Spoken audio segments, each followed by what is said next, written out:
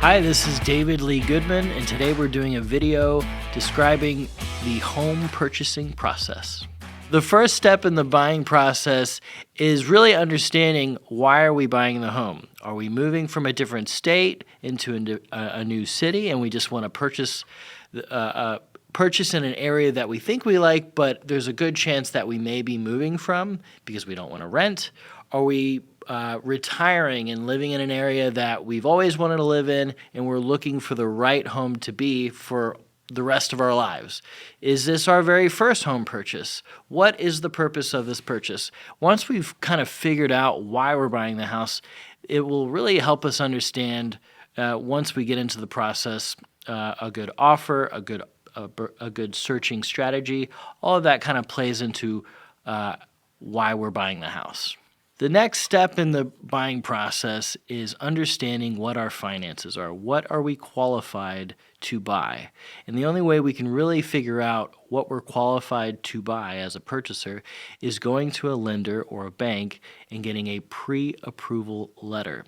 The pre-approval letter is going to be really important later on when we actually start putting in offers. So the next step, before we do anything else, we really do have to get a pre-approval letter from a good lender. Often realtors will give you ideas on lenders that they would prefer you work with. There's a few reasons why we do that.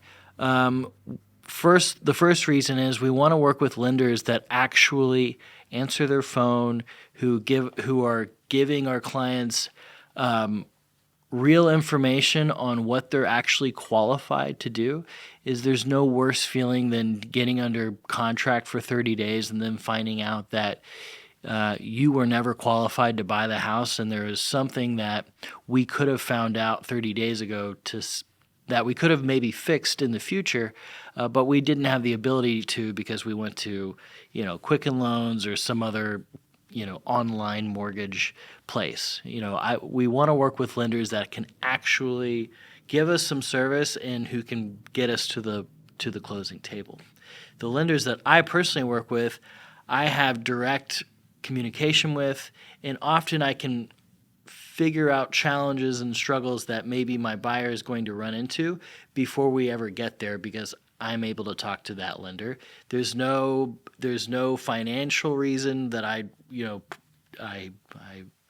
work with lenders. It's only what they can do for us and help you to get to the closing table.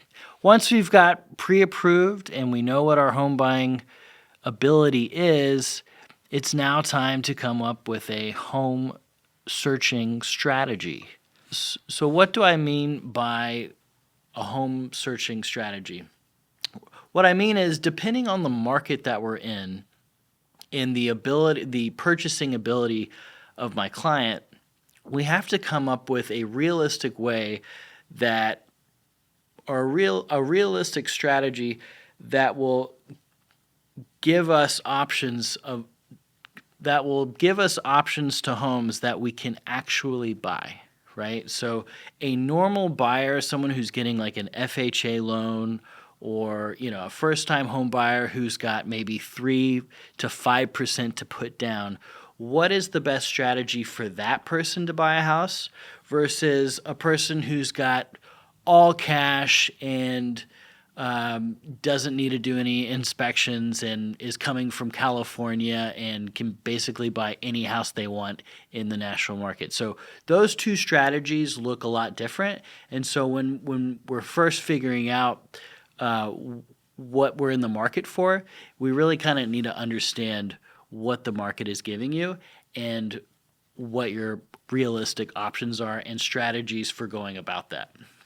Often when I'm working with a lender, so it's right now it is October 2022. The last year or two has been very, very volatile, very difficult for buyers to get into, and inventory has been very, very low. So any house that hits the market on day one, you can expect in that market that the house is going to be gone within the 4 days of that weekend. So if it's on the market Thursday, showings really are happening Friday, Saturday, accepting offers on Sunday, and then an offer is kind of accepted by Monday. That has been our market for the last probably 2 years. That's changing now because of interest rates going up.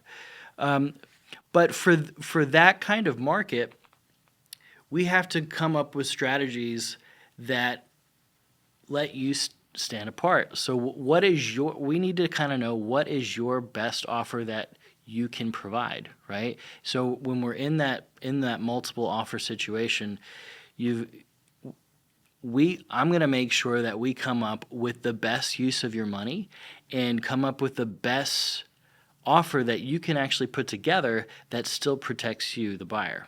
As we get into different kinds of markets where things are slowing down and there's more inventory, now we've actually got some negotiation power. So there's things that we can do to get you better terms, get you closing costs paid for, bring down the purchase price, extend inspection periods. There's things now that the realtor on the buying end can do to negotiate against the seller. It really just depends on what the market is at that point in time and what your buying ability is.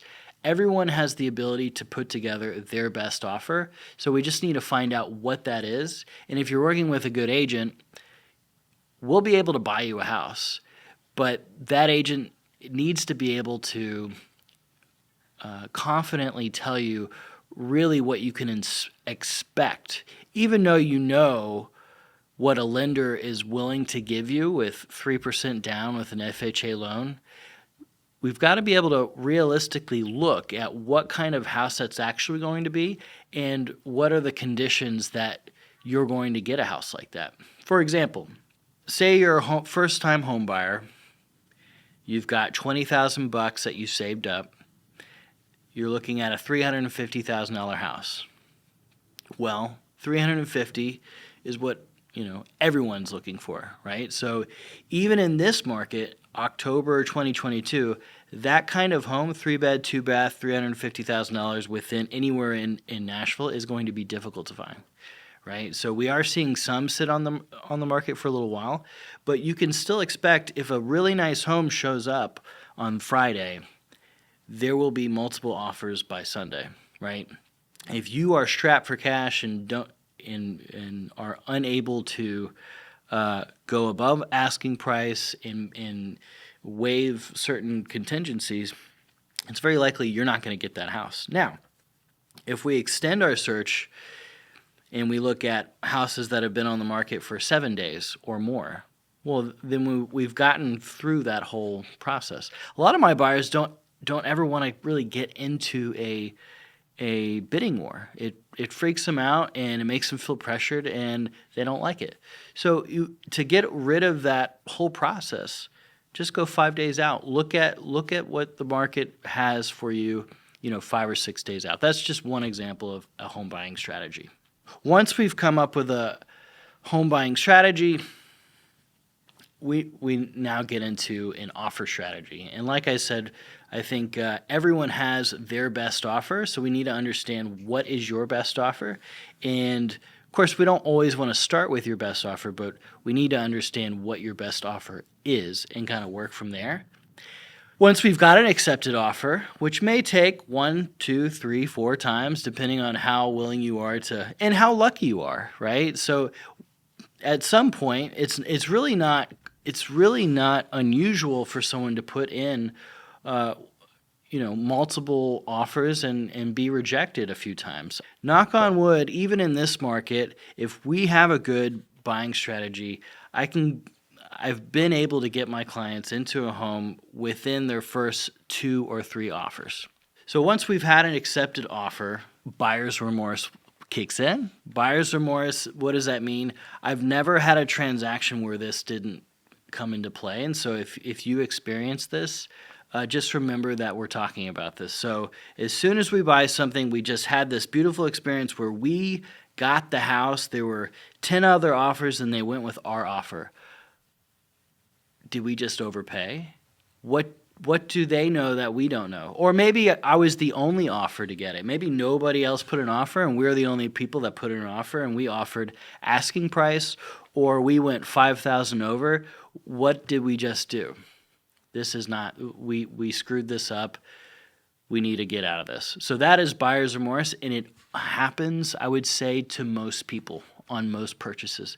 Now, sometimes that's true, and there's actual things going on with the purchase or the home that we need to, address or get away from, and that's why we have inspection contingencies.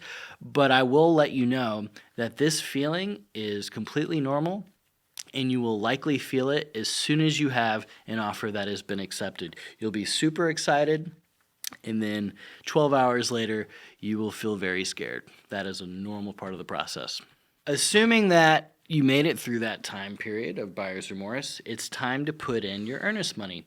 Earnest money is around 1% of the purchase price. We give this to, we're going to turn this into our title company, and then we wait. After turning in our earnest money, we do that within 5 days. It's the next thing we're waiting for is the inspection period. So we're under contract. We've gotten through our buyer's remorse. It's now time to get through the inspection period. In every contract that we write up, we will number out the days of how long we have this inspection period. So typically it's maybe 5 to 10 days. And we'll get an inspector, professional inspector, to come out, look at the house. They'll look at the crawl space, look at the roof. They'll look at the foundation. They'll look at the electrical. They'll just look at the house and give you a full report of what's going on. And they will pick out every single thing that's going on with the property. Be prepared for at least 40 pages if it's a good house of information about the home. Sometimes the way that I like to think about home inspection is really the time where you get to learn about your house, because that's really what is happening. If you're working with a good realtor, there will be things about the home when you're looking at it that the realtors should be able to point out. So I'm in Tennessee, this is Nashville, and it's a moist environment. We're a hilly environment, and we do crawl spaces, we do basements, and a lot of times crawl spaces and basements, they tend to be moist, and a lot of houses, even 10 years ago and past, didn't do a lot of the preventative maintenance that we do today, right? And so that will be pointed out. And in a crawl space, you'll see mold, you'll see moisture, you'll see termite damage. All of those things are actually fairly normal in homes that are bought in Nashville. But when you hear termites, mold, and foundation issues, that scares a lot of people. So I would just be aware that that is an issue that comes up, and it will likely show up on an inspection report. And it's really up to you to work with your inspector and your real estate agent on how serious those problems really are, and if they are a deal breaker or if it's something that you can manage and control. After the inspection period, we get into a resolution period. Now, in the last 2 years, it's been a really, really competitive market. It's been really, really hard to ask the seller to repair anything, but this typically is an area where you can start negotiating. And I'd say now, October, fall 2022, we're getting into a season where negotiations are still back on the table. We don't have to say that we'll take it as is. If there's things going on with the foundation, or there's mold, or there's issues that we weren't aware of on the front end, I would say to you that repairs by the seller are back on the table. And so in that period of time is called the resolution period, and that's usually around 3 days, where the agent goes back and forth, and we try to figure out if the seller is willing to fix stuff, if they're willing to give a credit, or if they're not. After those negotiations are over, we've gotten through the resolution period. If we are still under contract, we're close to closing. Now, I'll say, before we get to closing, though, I would note that all through this period of time, this 30-day period of time where you're under contract, you are working as closely with your lender as possible. Just because you're pre-approved by a lender does not mean that you are fully approved and are going to get the loan. It's not as easy as buying a car. So a pre-approval letter most of the time just means that the information that you gave them, if it is true without any other circumstances being also true that you didn't think of, then you're pre-approved for that purchase. But once you go under contract, that's when the lender goes into underwriting, and that's when they really get into your personal finances. They get into your personal life. Have you been divorced before? Are you paying your child support? Did you make a gigantic purchase on something that you should not have bought? Did something show up on your credit report that didn't show up 30 days prior? There are things that come up after you're under contract that you wish you would have known before you got the pre-approval that you will learn about. If you're like a normal person, you will find out about. It could be 5 days before you close on this property. So then again, if you've got a great job and it could go super smooth, or I'd say the other half of the time there's going to be something that comes up in this process that you're going to have to deal with. So make sure you're working with a lender that is prepared that really knows your situation and is someone that you can easily work with to come up with a solution to whatever problem comes, because inevitably there will be problems that come in this financing portion. So let's talk about buyer expenses. We talked about earnest money. Earnest money is good faith money. It's typically around 1% of the purchase price, and it's paid to the title company. It applies towards your down payment. So that's cash that we just need to have within 5 days of purchasing. The next thing is inspection. So an inspection usually costs around $300 to $500 depending on how large the property is. As we go above 2,000 square feet, that price goes up because there's just more square footage for the inspector to deal with. Appraisal. Appraisal is happening by the lender. Your lender needs an appraisal to happen, and it's usually around $500. Depending on the lender and depending on the purchase price, that could be up to $875, right? So there's a range, and that is coming out of your pocket outside of your down payment and outside of your inspection. Closing cost. Closing costs include title expenses, lender expenses, and brokerage fees. If you're on the buying side, it's likely that the broker fees or the agent fees are coming out of the purchase price, but that's not always the case. Some sellers don't want to pay a buyer's agent. So if that is the case, you're going to have to pay for whatever you agreed to with your agent. On the back end, it's going to come out of pocket. Not really something that normally happens, but it can happen, so just make sure you check on that.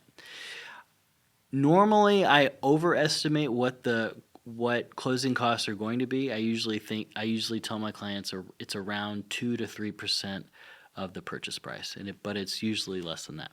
Assuming we made it through that whole process, it is now time to close. At closing, you will sign a lot of papers, especially if you have a lender.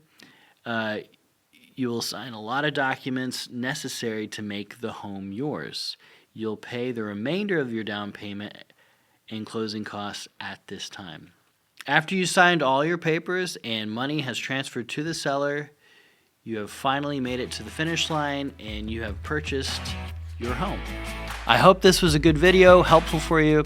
If you have any questions, please be sure to contact me at david@dlgoodmanproperties.com, or you can go to the website www.dlgoodmanproperties.com.